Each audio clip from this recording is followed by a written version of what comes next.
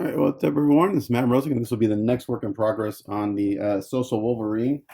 I was able to get the black painted on the heads. These are still drying. I'm going to give these a flat coat to even out some of my brush strokes, and then after that's done, I'll go through and I'll just um, brush on some satin finish for the black, and those look really fantastic. I may have to go through and add another light coat of black on here just to kind of even it out since I brushed it on, but it's looking good. I'll show you the other one. And these took me a while just because I'm a slow painter, especially when it comes to hand painting, but these look really, really sharp. I'm happy with how those turned out. So the next step is going to be the blue. So as before,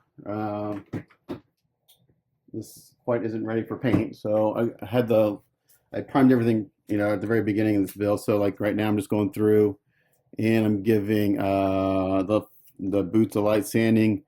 You can see some, like, when you start sanding and you see these like little odd shapes in the resin, that's an imperfection. So my guess is like this was a mold line and where they went to clean up. So I'm gonna go through and I'm gonna sand until all that's gone.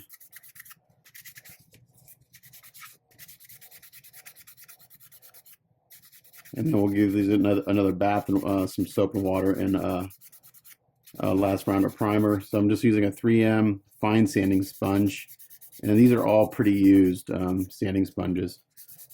Again, I just recently bought another box of sponges. I bought my first box of sponges probably 8 years ago, and they've lasted me that long because it takes a while for them to wear out. And as they get worn out, I keep using them. Like, this used fine sanding sponge is perfect for this step. So it's not too aggressive. I don't have to put on a lot of primer after this step. And it's coarse enough to get the imperfections out of the resin, but it's not too coarse that's going to like put in huge sanding scratches. So that's pretty good actually. So as I sand, I see these little imperfections pop up, and if something pops up, I sand it out. So spend a few minutes sanding. Like you can see this right here. It's kind of weird shape pop up. Well, that's a little imperfection. We're gonna sand it out until it's smooth. So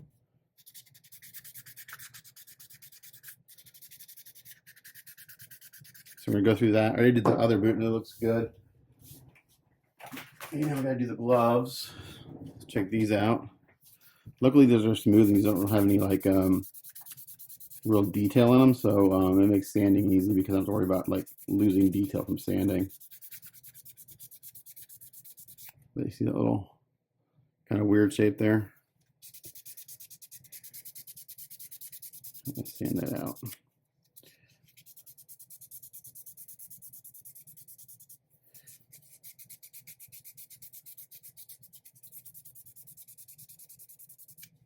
So I never just prime a kit and paint it. I prime it and then I sand it.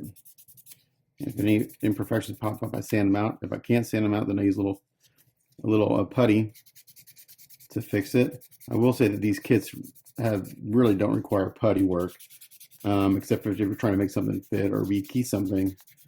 But like as far as bubbles and stuff, I have never found a bubble in these kits. It's just usually I'm just cleaning up where the factories didn't clean it up all the way. It looks good on the surface, but as soon as you start sanding it, little things pop out. So I'm just gonna go through and do this to the gloves and the boots. And then, like I said, we'll give them a bath in some soap and water, and I'll reprime them in gray. And then Chris is giving me references for the blue. I'm gonna say the shoulders for last. I got one little thing I gotta show you. I gotta fix on the torso that happened yesterday, and it's weird. I don't know why, but I'll show you here in a second. So basically, I'm gonna go through and sand out the imperfections. Oh, I can't show you because I already have it masked off. So I masked off the belt down here. I just masked it so the lower part's masked off. For some reason, I had a little spot in here where I had like it looked like I had some dirt in the paint. So I went and just kind of tried to hit with a Q-tip, and some of the paint flaked off. So I have to spot in some of the yellow paint on the bottom side of the neck right here. Shouldn't be too hard to do. Luckily, I know all my steps. But when you're dealing with several thin layers of paint, blending paint is tricky. So I'll just have to kind of do a dirty mask on the black stripes on this side and just go in with the real low air pressure and start from the white and work my way back up, and just, you know, it'll take me a little while to blend it in. Luckily it's on the bottom side of the neck, so when the head's on, it won't be real noticeable if it's not a 100% match. If I can get it like 90%, we'll be good. I've had to do on the Hellboys before where, you know, I'm working on the kit and I may like scratch the red or something, like, oh, like damn it, shit. Because it's really hard when you're dealing with thin, transparent layers of paint, because you can see through it all. So it's really hard to blend those. If you're dealing with like opaque colors, it's much easier to blend opaque colors because you're not seeing through all the layers. So it can be done. I've done it several times. It's just tricky. So I have to do that. But I'm going to get the blue sprayed. I think I'll go ahead and get basically get everything else done, and then I'll worry about that towards the end. Even though it seems like we're kind of far away, we're actually kind of in the home stretch on this piece. Once this blue was down, you know, I'll have some touch-ups here and there as I normally do, but he's looking good. I'm really happy. This being my first Wolverine, I'm really happy with the colors, how the yellow looks and everything. I'm real happy with the skin tones. I think they look really good. Yeah, this is gonna be really nice when it's done. And then after this, I'll start working on the Cyclops repaint, because those are gonna be the same color, same yellows and blues, so they match. And Chris has got like 4 or 5 projects in the works in the coming future with me. So I've got a bunch of stuff. I've got a repaint. I've got the Cyclops repaint. I think I have a Spidey repaint. I've got a few repaints. I've never done repaint. I've got a few in my queue. So I'm kind of excited. I've got my first Iron Man paint job, which is a repaint. It's the bronzed Iron Man from Sideshow, and the client wants it the golden red. So that'll be fun. It'll be tricky because the bronze has a texture to it. So I may have to. I don't have to strip the statue all the way down, or if I can sand it. I don't know. We'll have to see, because I've never done it before. So anyway, it's just sanding, get the imperfections out. Once I'm done with this, I'll shoot it with a gray primer. I won't show that. It's just spraying gray primer, and I'll show you spraying the blues. So next time we come back, we'll be in the spray booth spraying blue paint. Okay, we're in the spray booth. We're going to start doing the blue for the Wolverine. And the first color we're going to put down is I've sanded everything. I primed it with gray. And the first color we're going to put down is Mr. Color number 326. This is called the USAF Thunderbirds. So like a Thunderbird blue. So we're going to put this down first. I normally would start with like a midnight blue, but we want this a little brighter than I normally do for this. So we're going to start just a little bit brighter. So we're going to mix this up. Get my little mixer cleaned up here.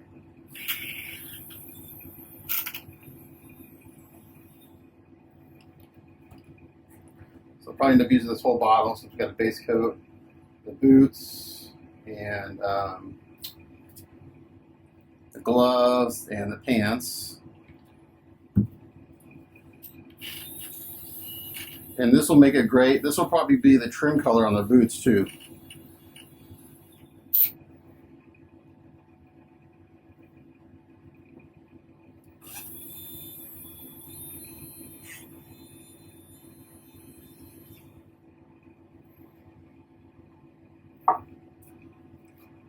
Just a little bit more.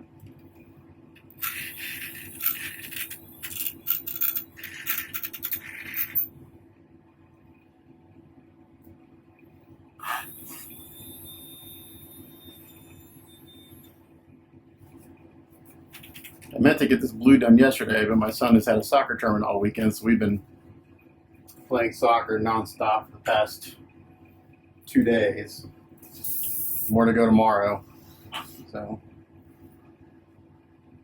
and it's been like 100 degrees outside, so it's been really hot. All right, so get that in the airbrush. Just gonna get a part and base coat it.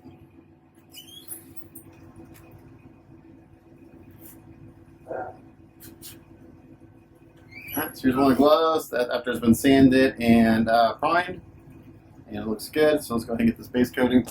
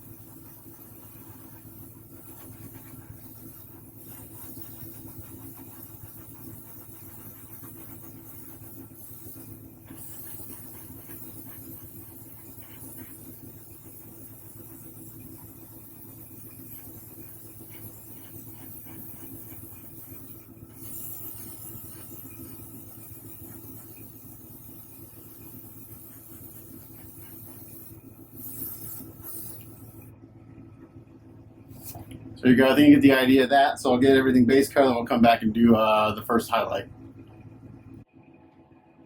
Okay, so I got the base coat sprayed, and that's dry for about 10-15 minutes.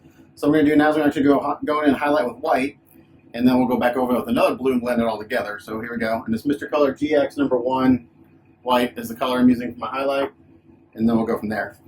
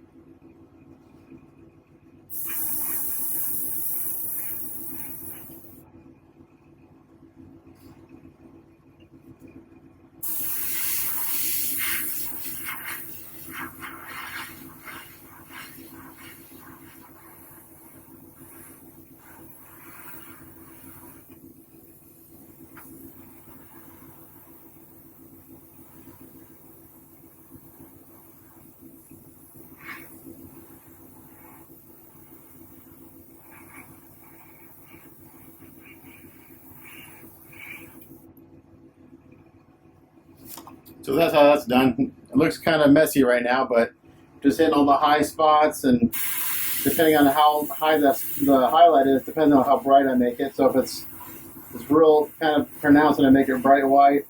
If it's not so pronounced, I just kind of back off a little bit.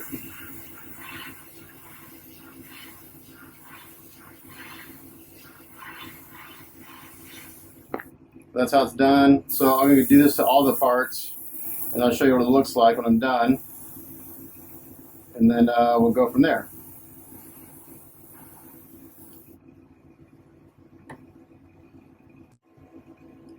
So I want to show you which one of the hands looks like after highlighting.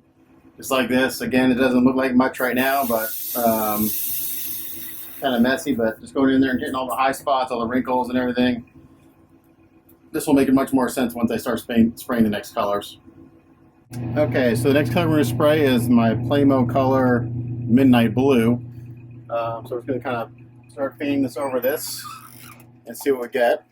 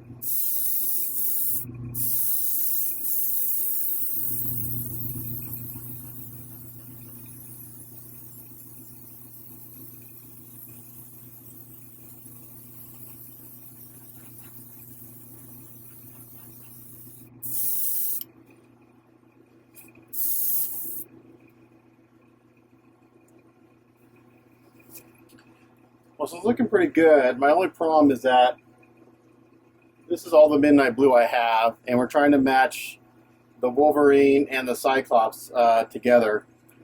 And I may have to change this color simply because I'll probably get this the way I want, but I may not have enough Midnight Blue to do the Cyclops. So I'm going to let this dry. I'm going to rebase coat this and re-highlight it, and then go with a Mr. Color paint that I can get replacements of. So I'm going to let this dry for a while because I put it on pretty wet. And we're going to start over with this. And then what I can do is while this is drying, I can try another piece with a Mr. Color paint. So I'll be right back. Okay, so what I'm going to do is what I was going to do originally anyway, but I'm just going back to my old standby, Mr. Color GX number 5 Blue. It's pretty much damn near the same color as the Midnight Blue. This is the shade darker, which is okay because that's what we want to go for anyway. So that's what I have my airbrush, and we'll go ahead and get these other parts sprayed while I wait for that hand to dry.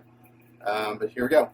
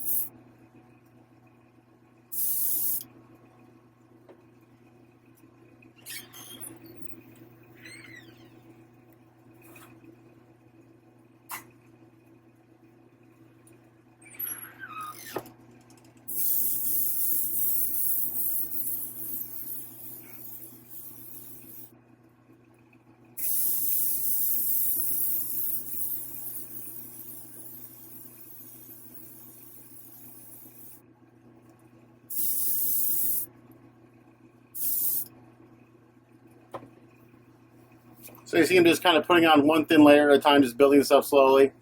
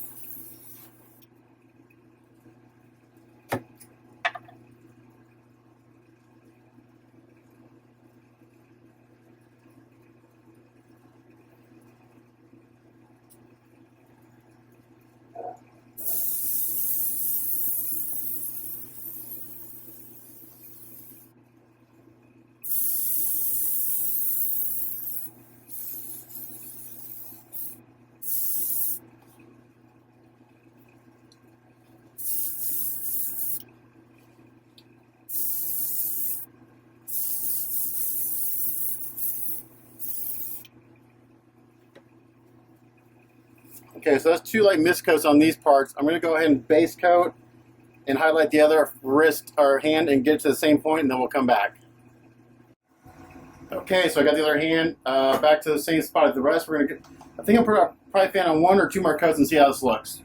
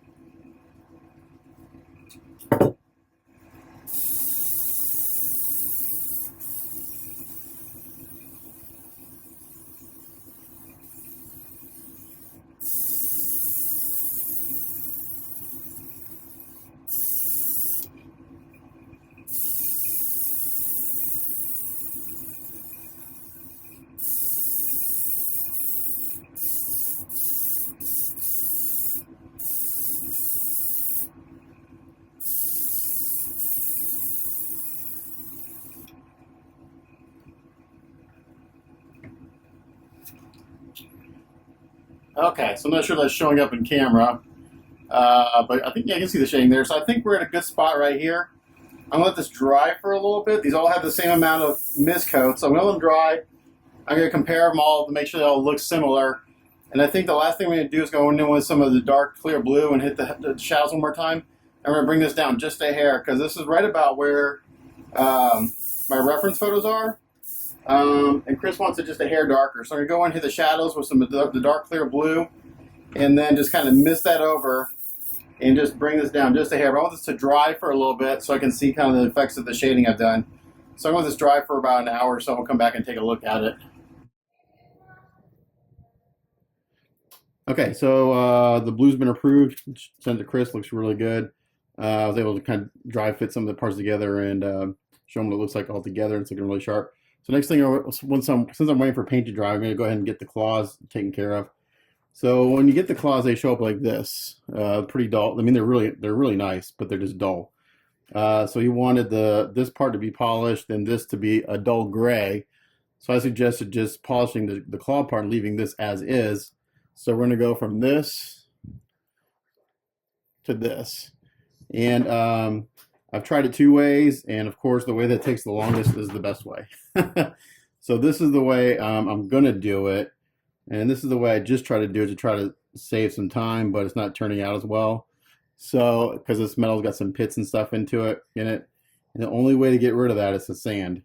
So, and I'm not going to go after this with a grinder, like a Dremel grinder, because I would just gouge the metal way too much, and it would be a major pain in the ass.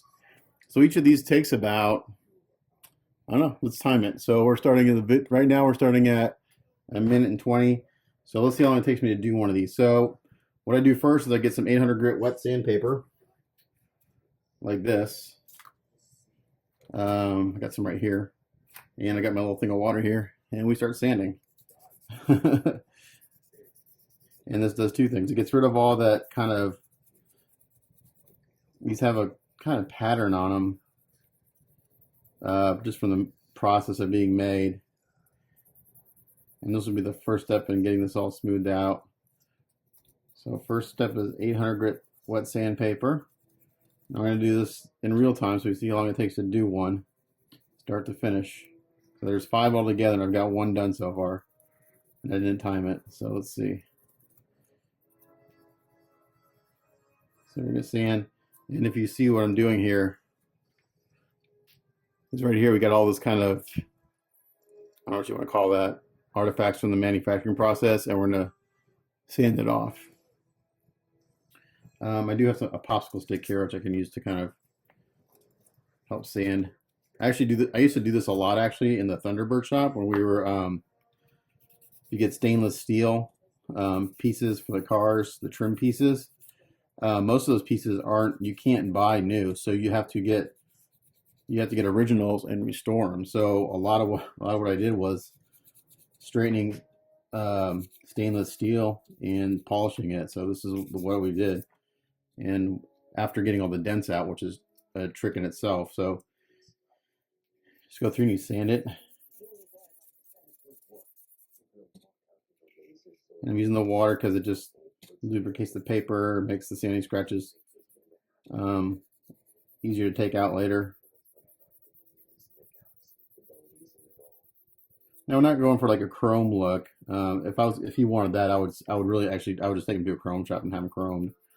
We're just looking for a polished metal look. So it's not going to be a mirror finish, but it will look like polished steel by the time I'm done.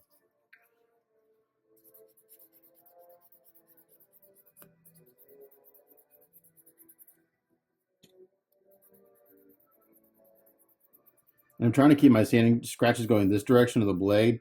When you get up here close to this part, you have to kind of go perpendicular to the part, unfortunately. Yeah, see on the top.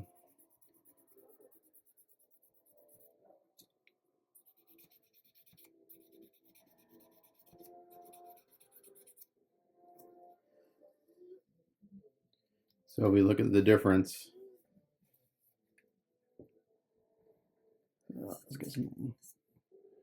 This side's been sanded. This side hasn't. I think you can see the difference already.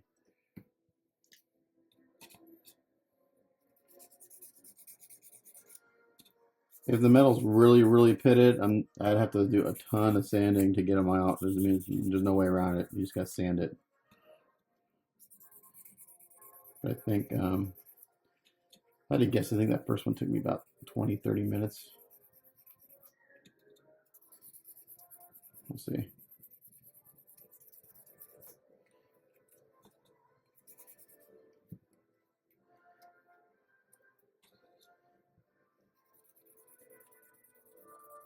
This is a messy process too, as there are a lot of things with modeling. I better turn my TV off so YouTube doesn't flag it for me watching Star Wars in the background. Hopefully that will be picked up.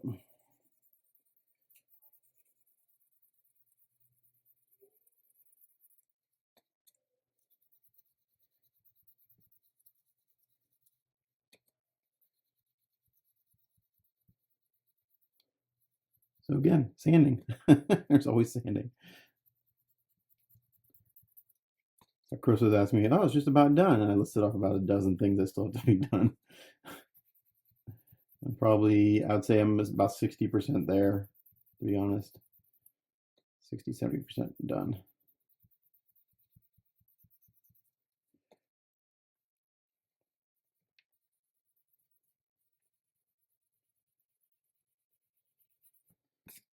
Okay. So we're almost done with 800. So this first step is to get all that kind of dullness off, really. Okay. So what we're going to do next, to make life easier, is we're going to hit it with some 2000. So I got some white dry sandpaper here. It's 2000. And we're going to hit with that too. And this I don't have to go too crazy with it. This is just to kind of reduce some of the sanding scratches from the 800. So when I go with the polishing wheel, it's easier to polish it up.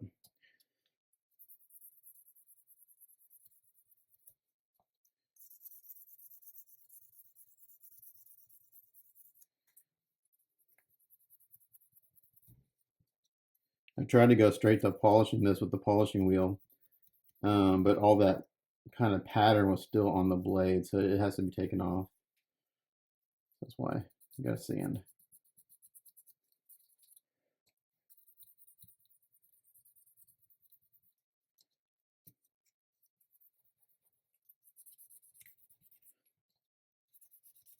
So now I've done more figure kits, I've come to realize I need to maybe adjust some of my pricing on later commission pieces. Because these are, yeah, I didn't know anything about this stuff when I first, started learning more and more what it takes to get one of these done.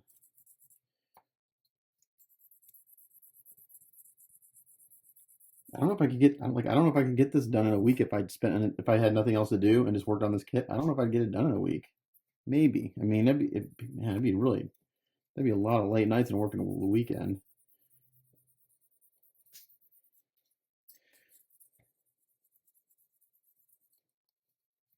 Okay, so we're just about done here with the 2000.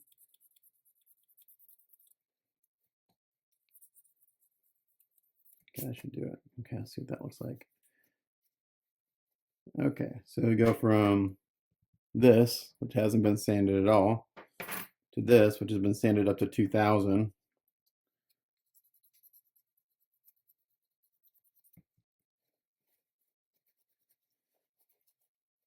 Okay, now what we do is we get the Dremel out, and I got a polishing wheel on it, just one of their polishing wheels, and I got just the compound that came with it, and it's actually works pretty good.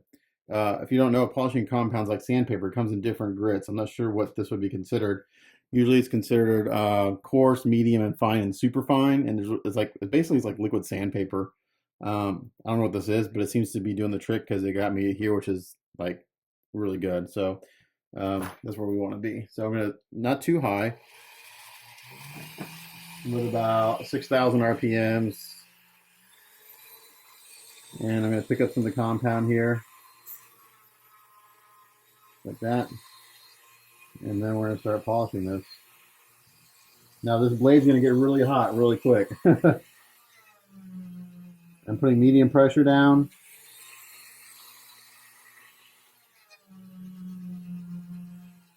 And just go slow. Let the compound and the wheel do the work.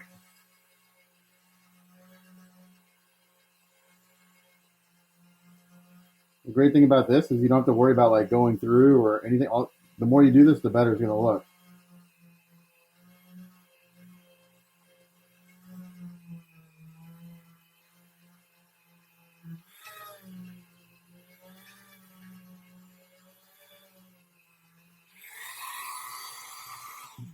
So let's see what that looks like.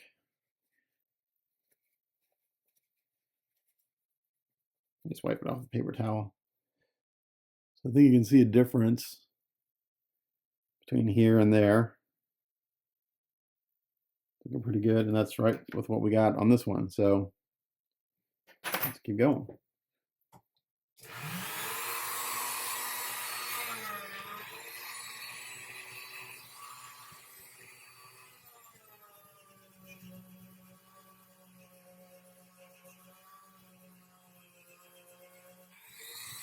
Again, I have to come at this spot perpendicular, so it is going to look a little different towards the base here, just because the way the wheel spins toward, against the blade. But the only way I can get up against that spot there without polishing that area, which we don't want to polish. And the wheel would never get in there anyway.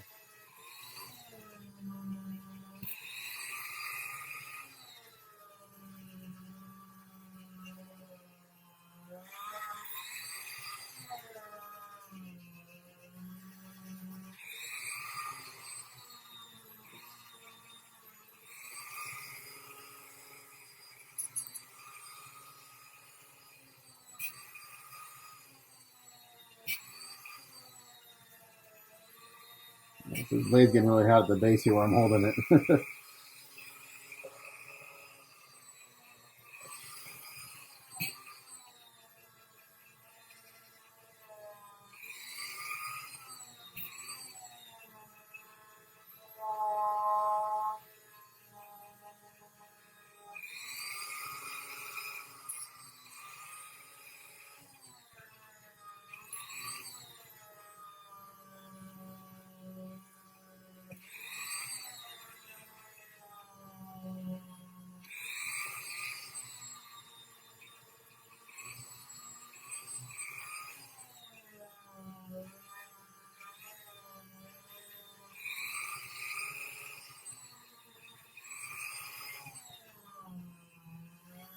Ooh, it's hot. Let's see what it looks like. Just check your work every once in a while. Again, you really can't over polish it. You're not going to hurt anything. You'll just make it shinier, shinier, shinier. Ooh, hot, hot, hot, hot. This sucker's hot.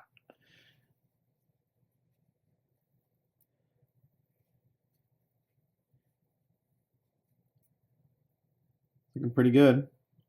I'll try to get in there in that corner a little more.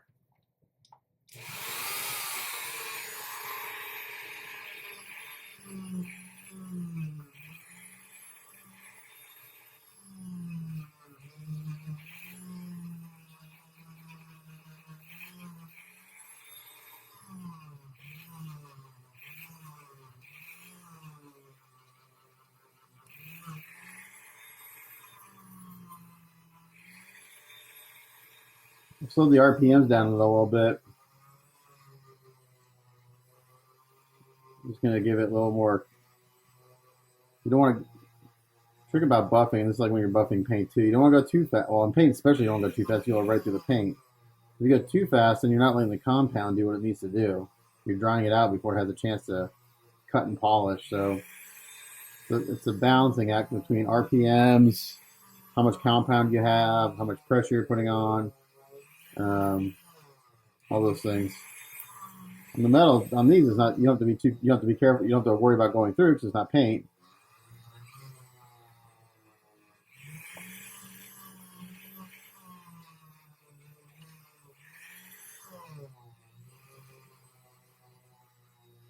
You gotta make sure you let the compound do its thing.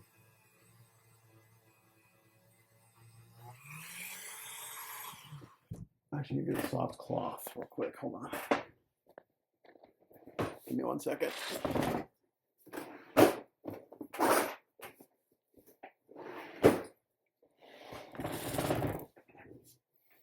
I still recording? Yeah. Okay.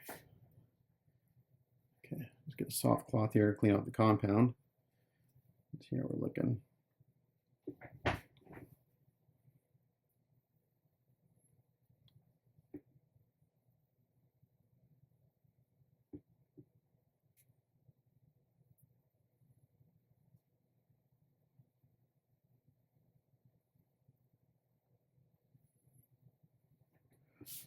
That's pretty damn good.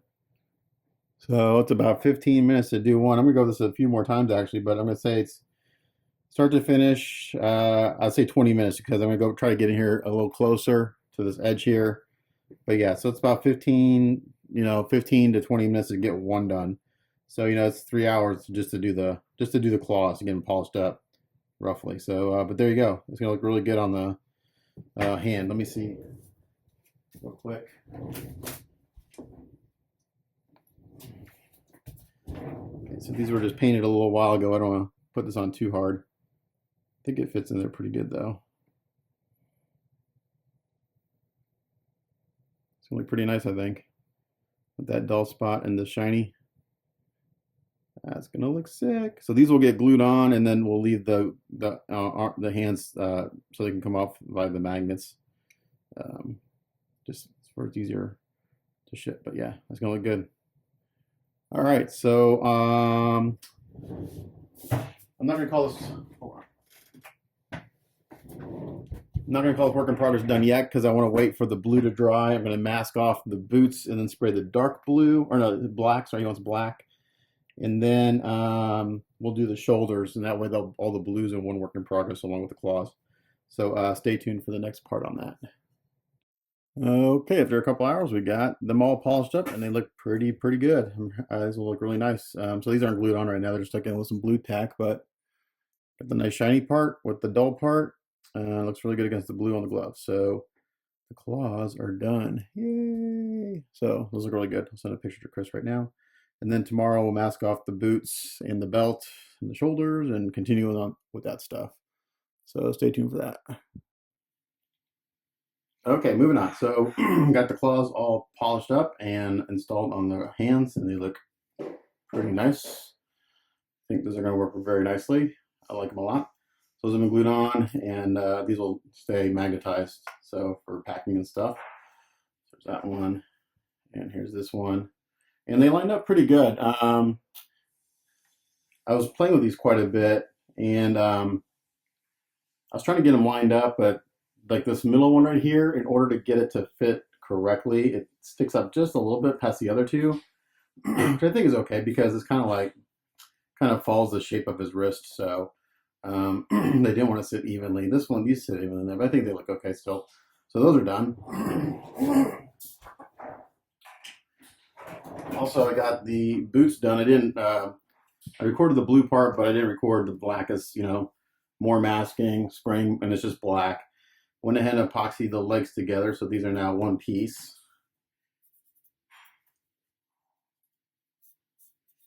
So these are solid, and these will get epoxied to the body, but those look really nice, I think. Looking good.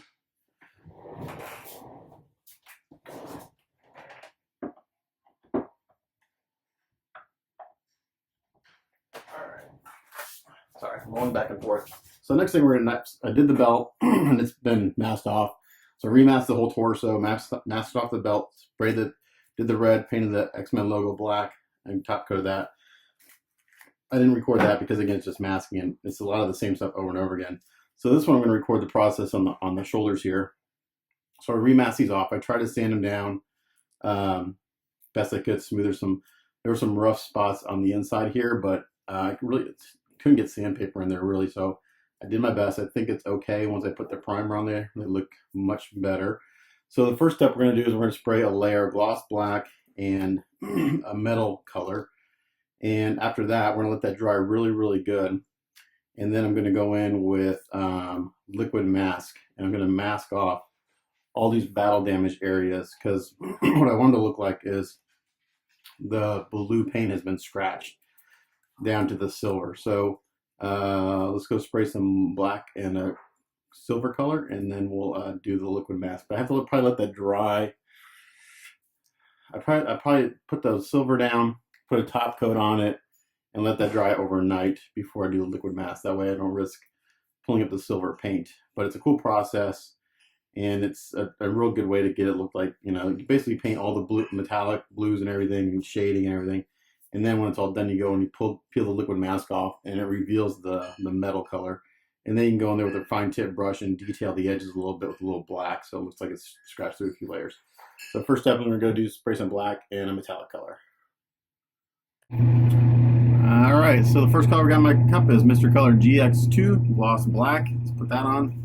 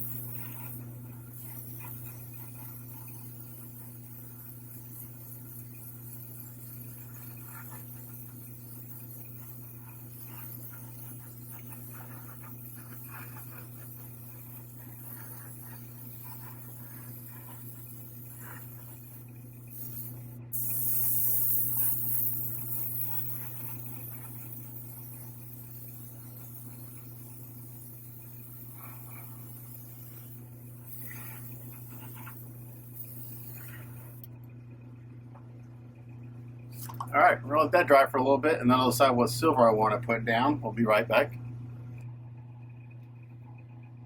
Okay, so the color I'm gonna put down next is Mr. Metallic, or Mr. Color number 214. This is called GX Ice Silver. This is a silver, but it's got a little bit of blue to it. So let's see what this looks like. I think this might look pretty cool. It's real important that I get enough paint down in all the cracks and all the damaged areas so that the liquid mask technique works.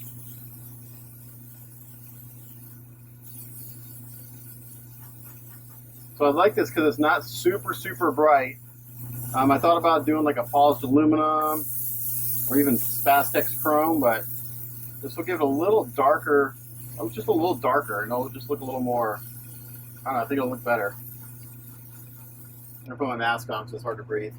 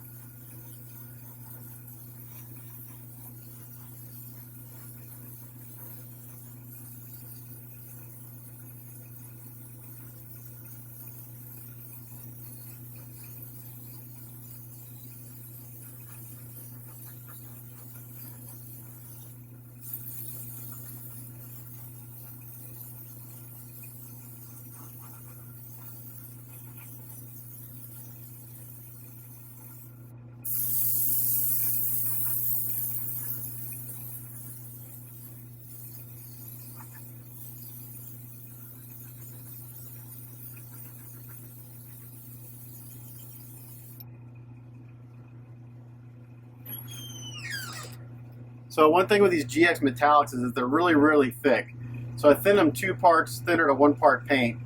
And then you have to really kind of mist them on to get them on even. Otherwise, you're going to get like uneven spots. Because what gives really metallic look is you're seeing through the paint and to the base coat. So like the reason you can get a chrome look with alclad chrome, if you know what you're doing, is if your gloss black is super glossy, because what you're doing is actually seeing through the paint, and what's making it look chrome is the gloss black. Now this black isn't mere gloss, but it is giving it this reflectance. So you got to put on, you got to mist it on.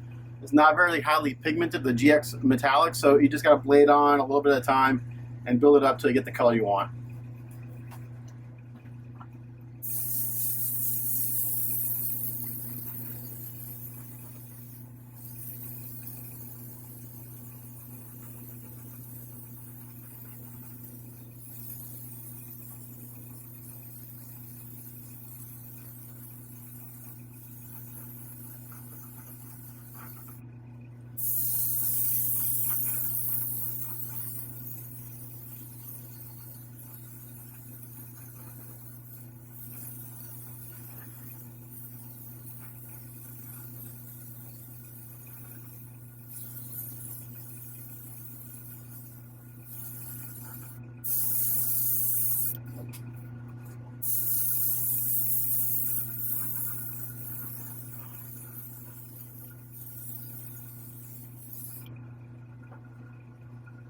Okay, so that looks really good. So it's a nice silver, but it's got just the teeniest tiny hint of blue, which will work nicely once you get the candy blue on top and against the yellow. And these shoulders are probably a little bit darker than like the legs and the arms, just a little more pump. Chris is kind of giving me freedom to do what I want on the shoulders. We're gonna make them look cool. So I'm gonna let this dry for a little bit, and then I'm gonna put a top coat of Mr. Color, just clear coat on it. Because I want it to be, I think I want the metal part, I don't know. I'm deciding if I want to do the arms gloss or probably more like a semi-gloss. I don't know. I don't know if I want them too shiny, to be honest. We'll see. But so I'm gonna let this dry, and then I'm gonna put a top coat on it to seal it, and then I'll probably have to let that dry overnight before I can go in there with the liquid mask and do the next step, because I want this to cure really well. And liquid mask works best on top of a glossy surface. If it's a matte surface, it's hard to get off of your painted surface. So it's always a good idea to put down a gloss coat before you do a liquid mask.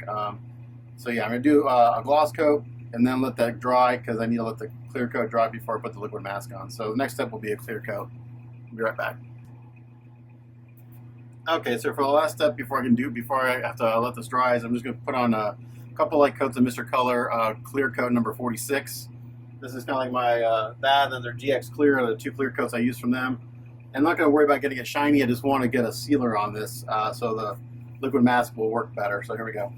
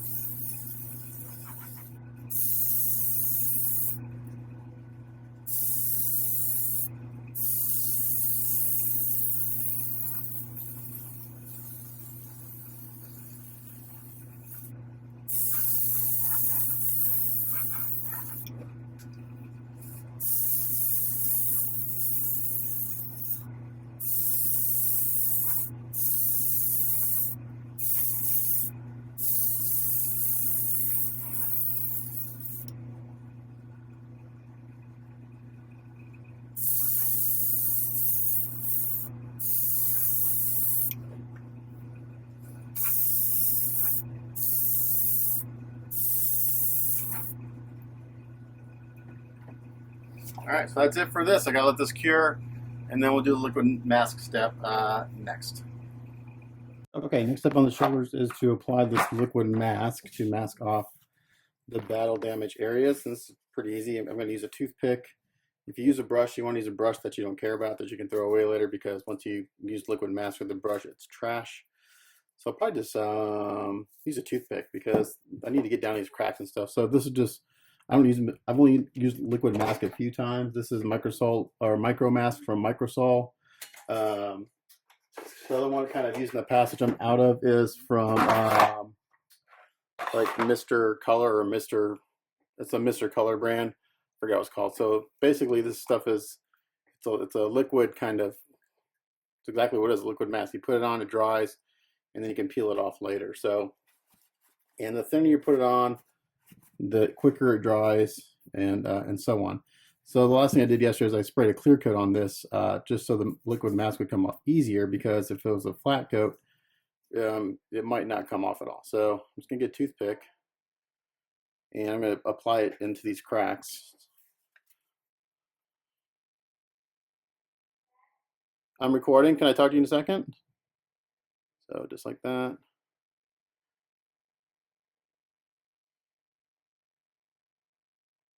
And if it gets outside the crack, that's okay. I actually kind of maybe want that a little bit, just randomly. Because then when I spray the color on top of this, it'll look a little more natural, I think.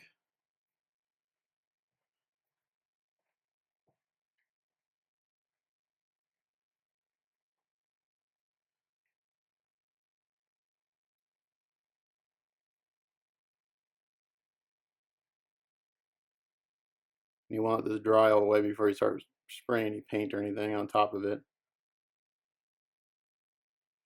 So this doesn't have to be perfect. We don't want it perfect, actually.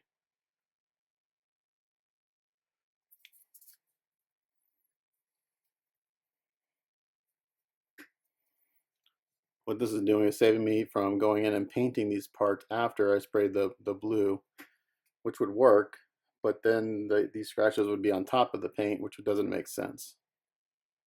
These would be underneath. These would be like as if the paint got scratched off. So that's the effect we want to go for.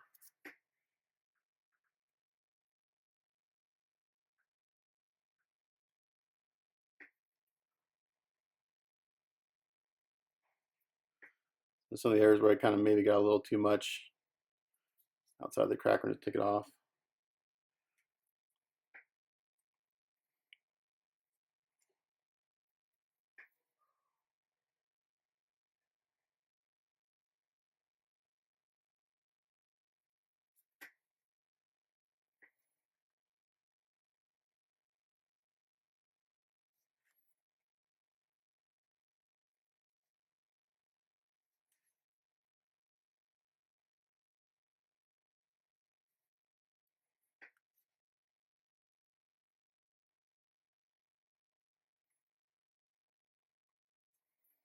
So let's do one on camera, then we'll do that one off camera because it's the same process for the other side.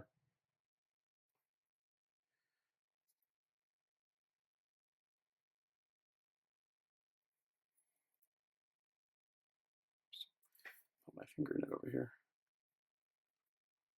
Didn't want to do that.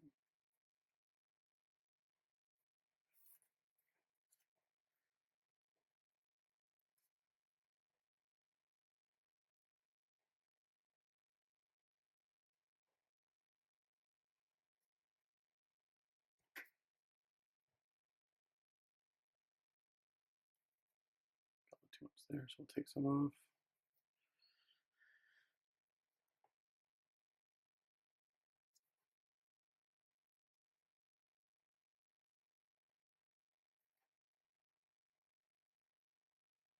Doesn't take much. You just need enough to cover over the surface. And again, if you put on really thick, it'll take it forever to dry.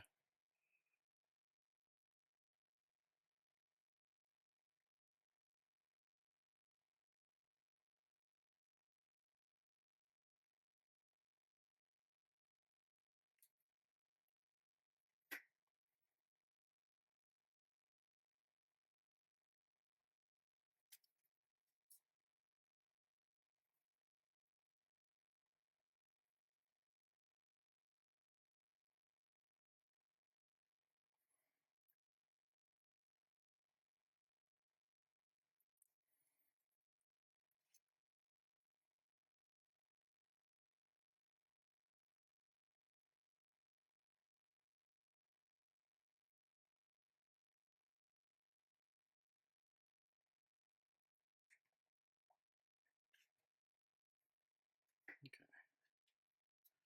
I think you get the idea here.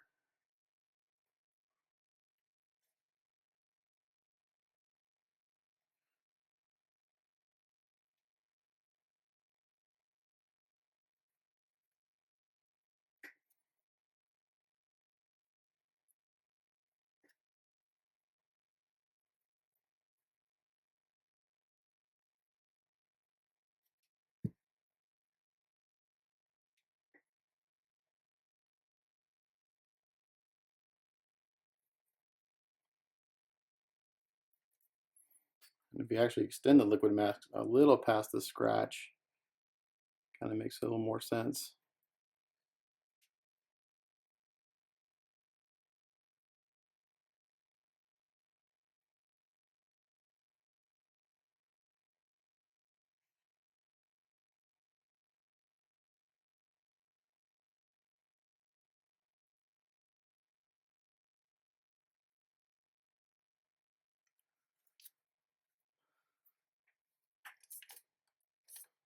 So for those of you that stick around and watch these videos that are pretty long, I appreciate it. I've gotten a couple nice comments about them and how people are learning stuff. I know these get long. Work in progress videos tend to be long for me because I try to do as much in real time as possible. Which, you know, if there's masking involved, then it can take really long. But it's, you know, a lot of it's the same procedures over and over again, just different. You know, a lot of the stuff I do is the same techniques over and over again. This is something I haven't shown before because I don't do this very often. I've done it a few times, but it's not something I do a lot because I don't do a lot of weathered pieces and battle damaged pieces. The last few ones I did, like the Captain America stuff, I painted all the chips and stuff on, which looked okay, but thought I'd show this technique to anyone who's not aware of it.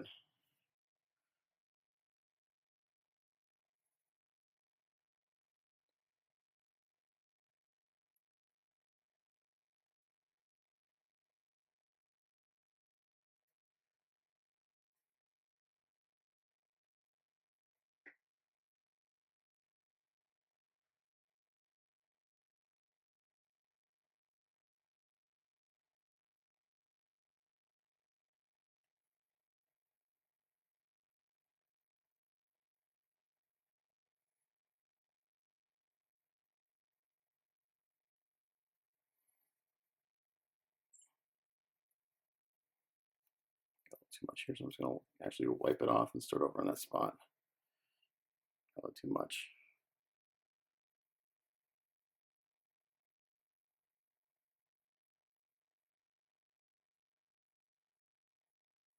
You can wipe it off pretty easily while it's still wet if you mess up.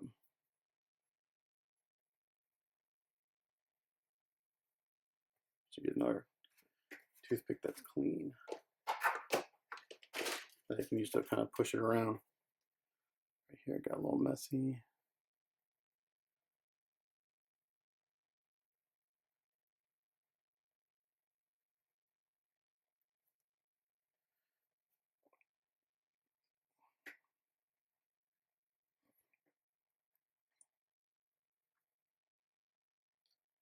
Also, the thicker that you put it on, the longer it dries, but the thicker it is, the easier it is to take off later. So it's kind of a balancing act.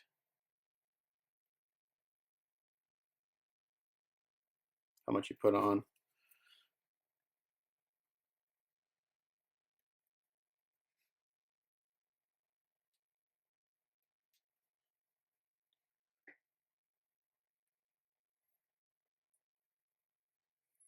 The shoulder's just about done.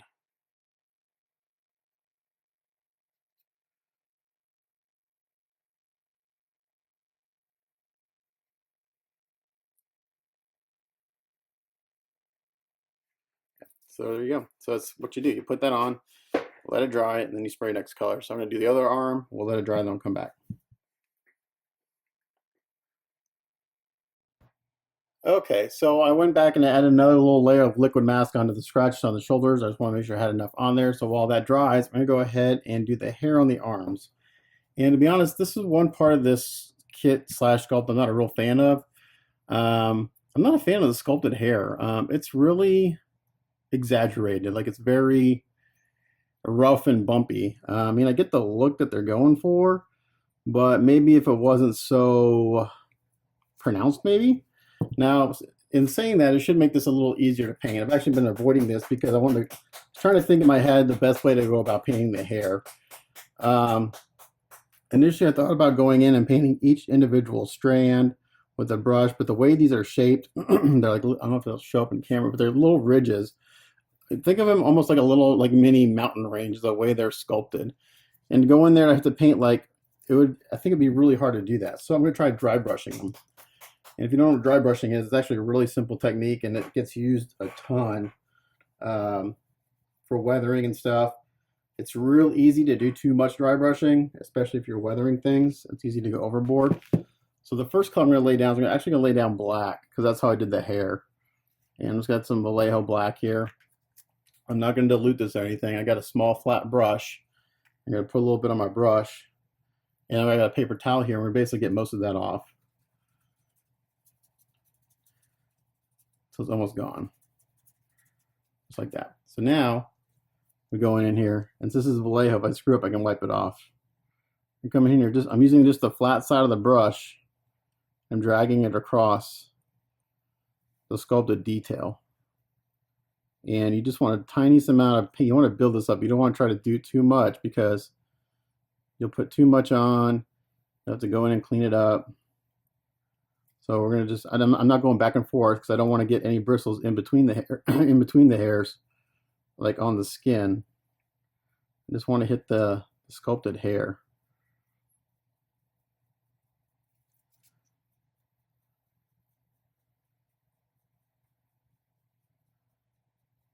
You see they're starting to build up.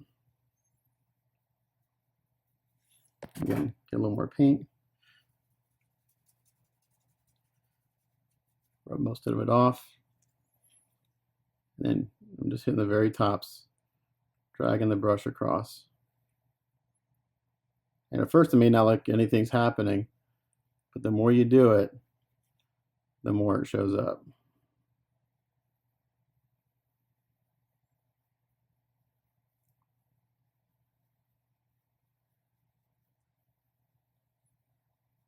You want to go perpendicular to whoever it is you're dry brushing. The hairs are going this way, so I'm going perpendicular to it. If I went this way, I just get paint everywhere and just not on the hairs. I just want to try to get it on the hairs only.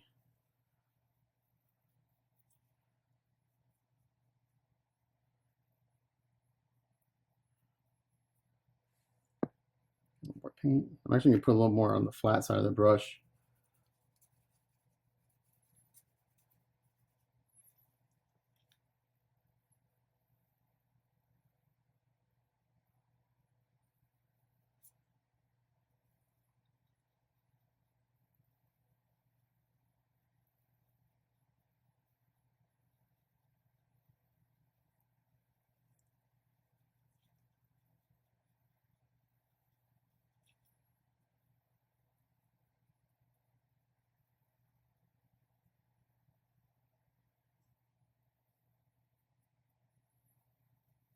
It's pretty stark right now because we're using black. And we'll go back in with a brown, which will tone it down just a little bit and make it look more like hair. We're going to do one arm here, and then I'll seal it. Once I'm happy with the black, I'll seal it. Then we'll go in with the brown for the final color.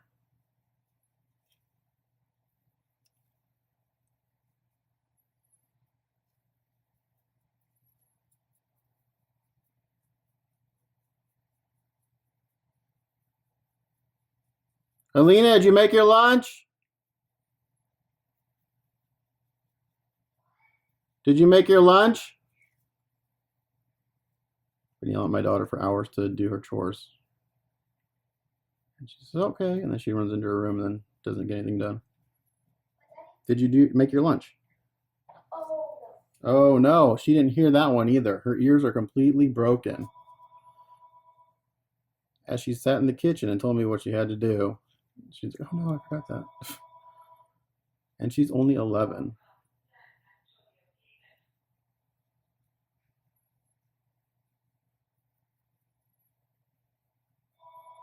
It's looking pretty good. Right now it looks like a tiger stripe because it's pretty contrasty with the black.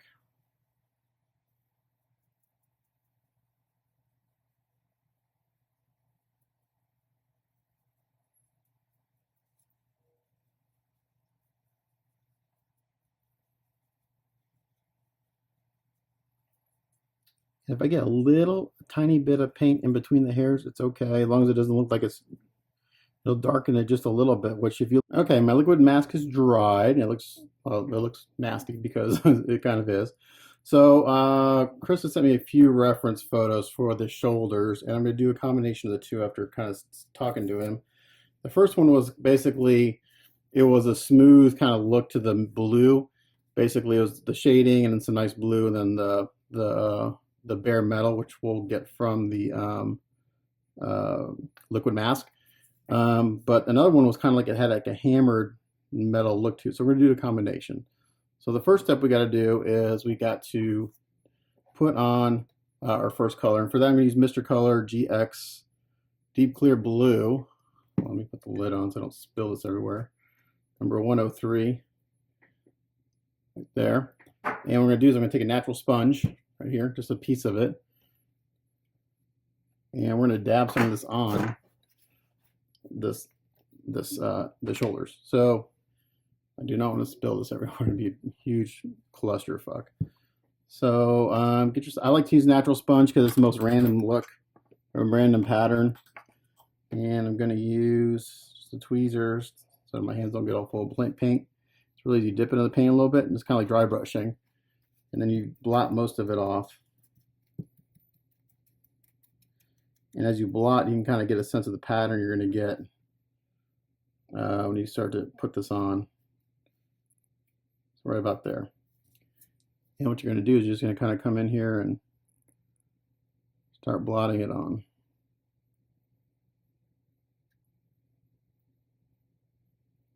And it's going to give us like a slightly hammered metal look to the shoulders.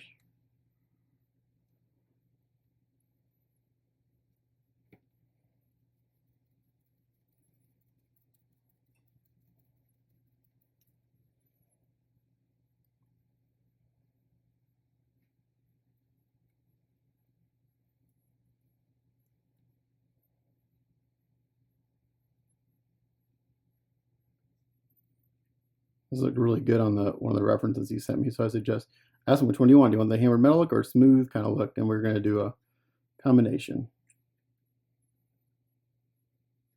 And just make it real random.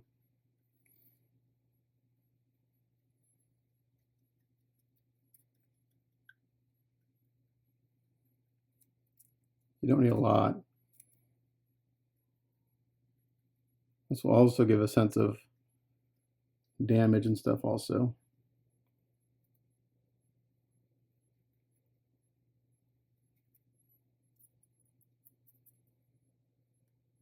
I'm just using it straight out of the bottle.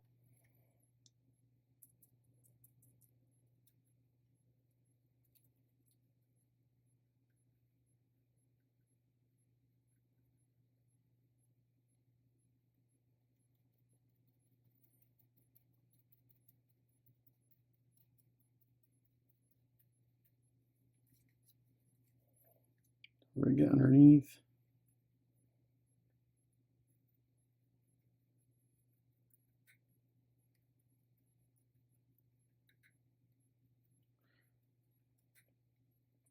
I'm trying to think the last time I used liquid mask. How hard was it to take off? We'll see. Hopefully it'll be easy to take off. I put on 2 or 3, actually went back and I actually did 2 or 3 coats because I wanted to hopefully make it easier to take off. Okay, so I think that's all we're gonna do, really. That's about it. I'm gonna concentrate maybe. I'm gonna switch my sponge actually. That was kind of falling apart a little bit. There we go. That's better. I concentrate kind of right here on the front, maybe where it'd get beat up a little bit more.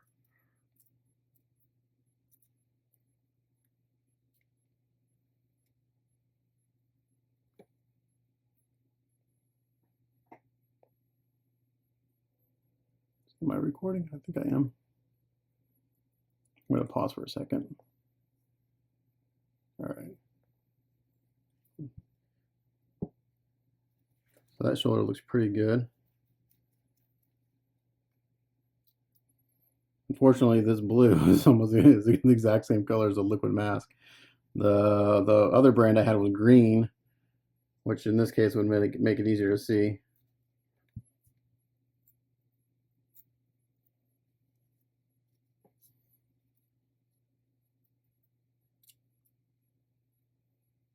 Got too much paint.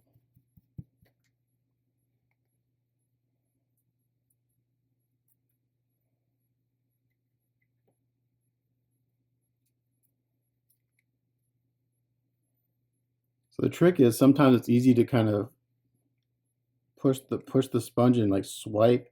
Try not to do that because then you get these weird like strokes marks and it looks funny.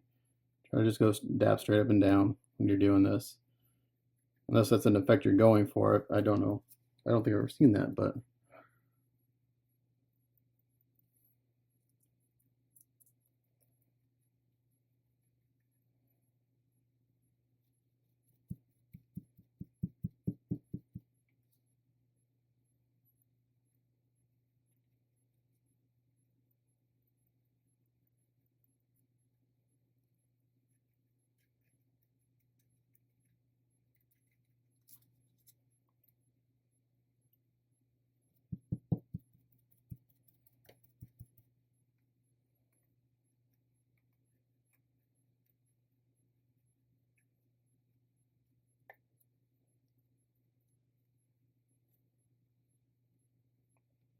now this is a solvent paint that I'm dabbing on here, so I have to be careful because this will eat through the clear coat and into the metallic if I'm not careful.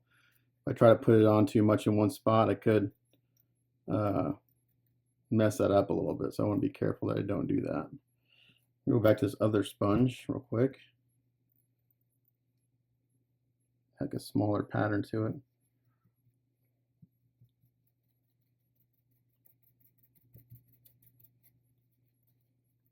And also I found out, I did the same technique on the Vision 2.0 Captain America shield.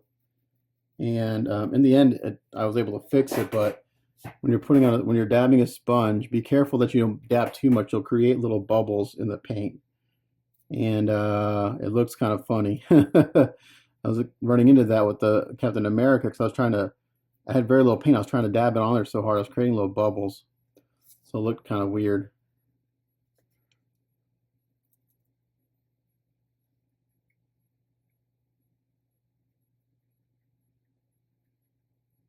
Okay, I think this looks pretty good.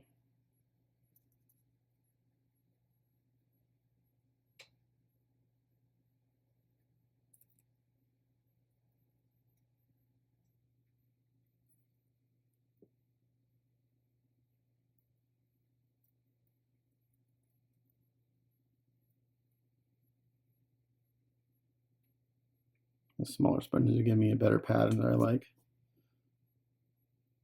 A little more random. Okay, so that's pretty good for that. So now we're gonna go in the spray booth and we're gonna start laying on our clear colors. And we'll go from there. So we'll be in the spray booth next. Recording? I think I'm okay. I'm recording. Okay. So my battery died right when I went to go spray the clear blue. So this is what we have. And I started to take off the liquid mask and it's coming off nicely. So you can see here how that looks. Now don't worry that it's outside of the scratches and stuff. That's why I did that on purpose because we're gonna go back in there with a really tiny brush and we're gonna outline each little thing with a little line of probably like a dark metallic or a black. And that'll make those scratch marks and things look more natural because it just wouldn't be straight, straight. It would have some tonality to them. So what I'm going to do is I'm going real carefully with a razor blade and just picking up the liquid mask and it comes right off. All right, back. So we fixed that, no problem. Must have lightly touched that before it was ready to be checked for dryness. So yeah, so you just go in here with just real careful. And again, this is tricky because the liquid mask is the exact same color as the color I was painting. So just go in there and if it's dried enough and you got a good coat on there and you have a gloss coat down before, it comes off pretty easily. Just like that.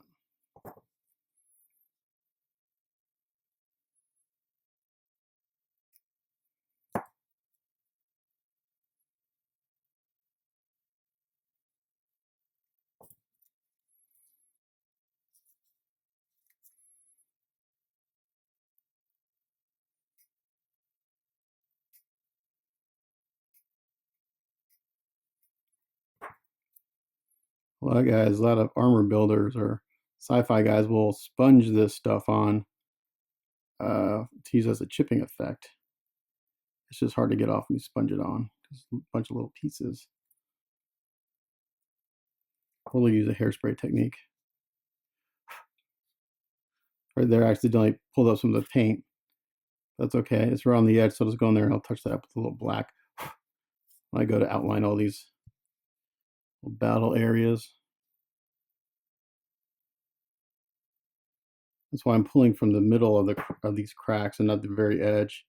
So I do happen to go down in there and like gouge the paint a little bit. It's an easy touch up with just a little speck of black or that same silver that I base coated this with. It would not be a touch up that you would notice. And then when I'm done with this, I'll do the final top coat. I thought about doing the final top coat now and then taking this up, but I was afraid that if I did that, I wouldn't be able to get the liquid mask up.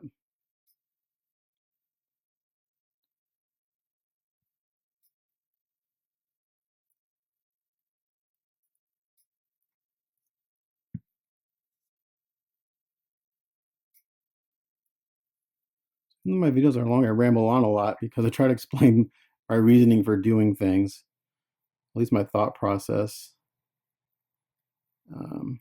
So if you do watch these long ass videos and you listen to me ramble on, maybe you'll pick up something or you'll have a suggestion for me how to maybe tackle something differently. But I kind of like to talk about my thought process when I'm doing something. Sometimes it makes sense, sometimes it doesn't.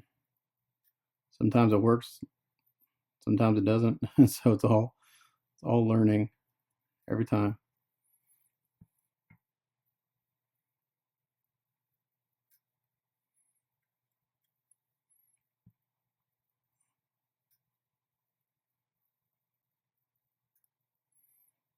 Another thing that I recommend with this brand of liquid mask is that you do not spray a water-based paint on top of it because it is water soluble. So when I said if you have use a shitty brush if you want to brush it on, that's not necessarily true. You can use a brush that'll wash with water. I didn't realize that. I think the stuff I use from Mr. Color, I'm not sure if it would do that or not.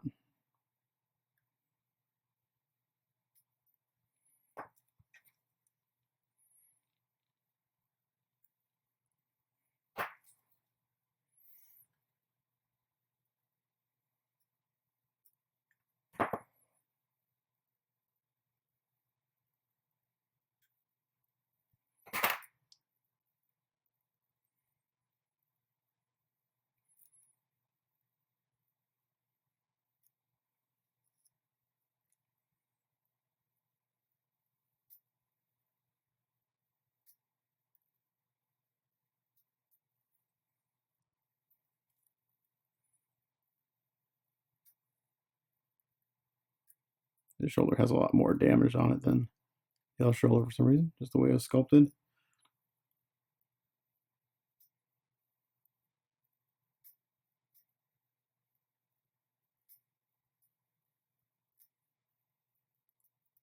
I may go back and sponge a little more of that blue back on some of these areas real lightly, some of these exposed metal areas. Add another layer of effect to this. I think I will.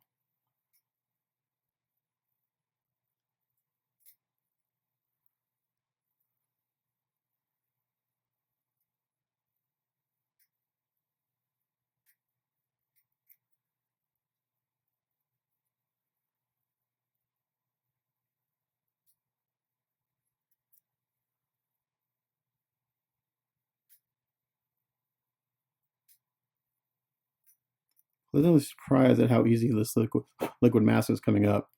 I was a little nervous that it was going to be a bitch to get off, but I think that clear coat I sprayed last night is the trick for it working so well.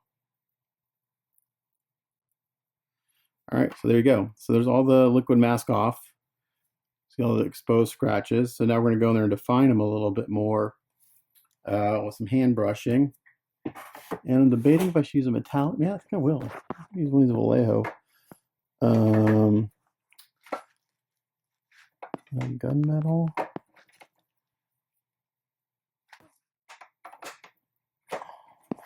Let's see. Try spot. If I don't like it, I can wipe it off since it's water based. I need to go get a little cup.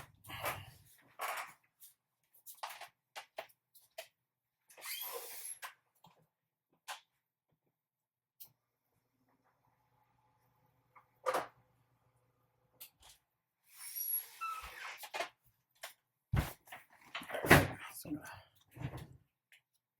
put some of this in here. A Q-tip ready to go. I always have Q-tips ready to go. I never do, and I'm always scrambling. And we'll get a really small brush. It's the 555, super tiny. And let's see what this looks like. The idea is you come in here,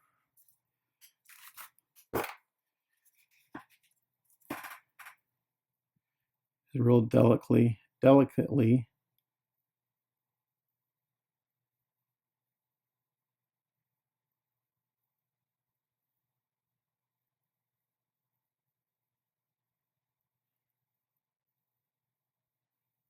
outline the damaged area, create a little shadow.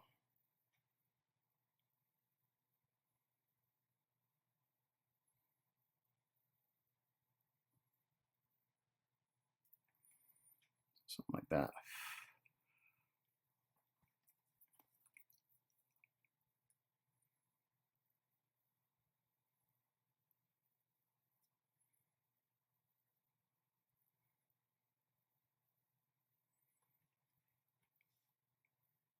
That was a nice little accident effect there. I got too much paint on, so I just kind of dampened that Q-tip a little bit and did a wipe, kind of wiped off where I put the paint, and it gave me a really nice effect. I can do that. See, happy accident.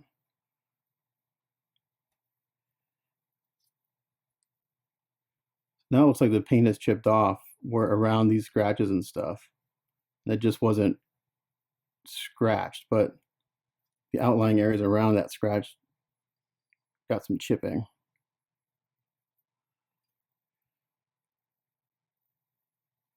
Yeah, that looks good. Whew. Not sure if that's showing up or not. That's a cool effect. This could be a little tedious. There's a lot of little damage areas to do, but like right there, kind of. So right in there, in that little crack right there, I kind of gouged the paint a little bit down the crack, so I just filled it in with this color, and it looks fine.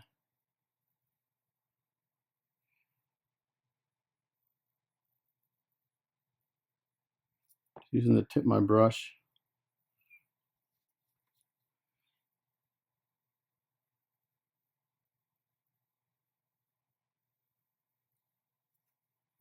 Just like that.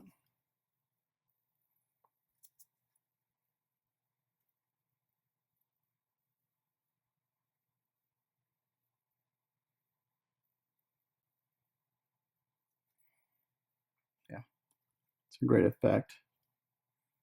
I can go in there, just kind of dab it a little bit with that damp Q-tip.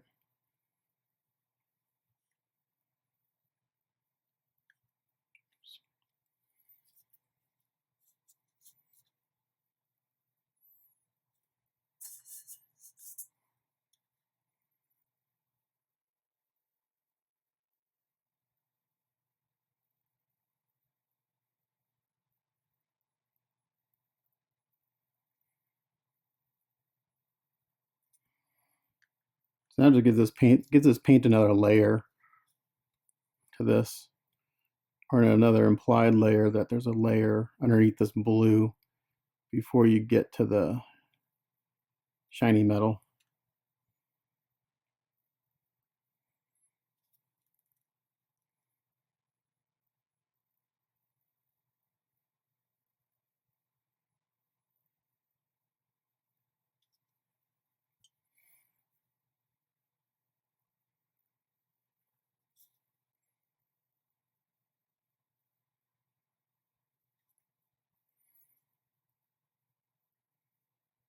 And dabbing with the Q-tip gives it a nice effect. Just makes it a little more random, not so painted on. That's what we want to avoid.